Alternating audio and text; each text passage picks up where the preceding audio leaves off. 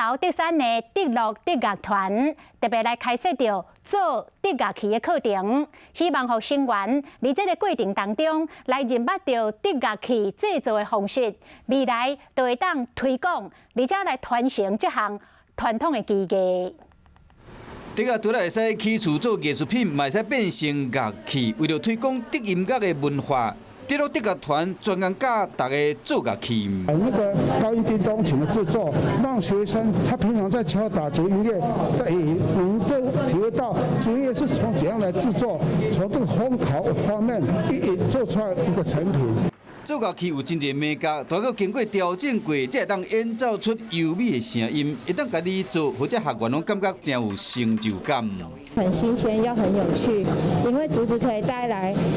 让我们身心灵很快乐，然后很舒服的感觉。然后德乐搁较结合在地生活，师傅嘛希望讲会当将这项功夫传落去。